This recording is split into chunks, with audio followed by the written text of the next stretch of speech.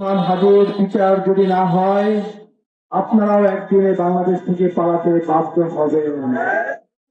এই এজেন্সির হয়ে, যে রাষ্ট্রের হয়ে আপনারা ওসমান হাদিকে হত্যা করেছেন, মনে রাখবেন, ওসমান হাদি কোন এজেন্সি, কোন রাষ্ট্র, কোন তাবেদারের কাছে কখনোই মাথা নত করে নাই।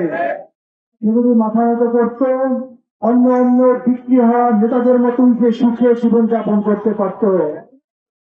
বাংলাদেশে 18 কোটি মানুষকে পথ দেখিয়েছে কিভাবে রাজপথে আন্দোলন করতে হয়, কিভাবে স্বাধীনতা সার্বভৌমত্ব টিকিয়ে রাখতে হয়।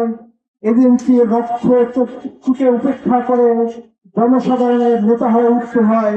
ওসমান হাদি এটা আমাদের সামনে প্রমাণ করে গেছেন। আপনারা দেখবেন, জীবিত ওসমান হাদির চেয়ে শহীদ ওসমান হাদি অনেক গুণ শক্তিশালী হয়ে আমাদের মাঝে ফিরে আসছে। বাংলাদেশের কোটি কোটি মানুষ ওসমান হাদির বিচারের অপেক্ষায় আছে। সরকারের কাছে আমি অনুরোধ করব, আপনারা যারা রাষ্ট্র ক্ষমতায় থাকাকালীন অবস্থায় ওসমান হাদিকে হত্যা করা হয়েছে, এই হত্যার দায় আপনারা এড়াতে পারবেন না। আপনাদেরও বিচার হবে, আজ হোক 10 বছর পরে হোক, বিচারের কাজ দ্বারা আপনাদেরকে দাঁড়াতেই হবে। আপনারা যদি মনে করেন আর 2 মাস পরে রাষ্ট্র ক্ষমতা থেকে চলে যাবেন, বিদেশে চলে যাবেন, মনে রাখবেন এই দেশের জনতা আপনাদেরকে কাঠগড়ায় দাঁড় করাবি। তাই সরকারকে অনুরোধ করবেন, দ্রুত নিজেদেরকে আমাদের সামনে উপস্থাপন করুন। নির্বাচনের পরিবেশকে যাতে বিঘ্ন না হয়, খুনির বিচার করুন।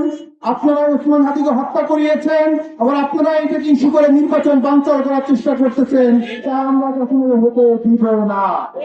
ওসমান হাদি বলেছিলেন ফেব্রুয়ারিতে দেশে নির্বাচন হতে হবে এবং সেই নির্বাচন করার জন্য সে প্রস্তুতি নিয়ে মাঠে নেমেছিল, কিন্তু তাকেই হত্যা করে নির্বাচন বাধাগ্রস্ত করার চেষ্টা হচ্ছে। প্রিয় বিপ্লবী জনতা, আপনাদের কাছে অনুরোধ থাকবে, আজকে আমরা শহীদ শপথ পাঠ করার পরে পরবর্তী প্রোগ্রামের জন্য অপেক্ষা করব। পরবর্তী প্রোগ্রাম থেকে খুনিদেরকে গ্রেফতার করা না পর্যন্ত রাজপথ ছেড়ে আমরা যাব না ইনশাআল্লাহ।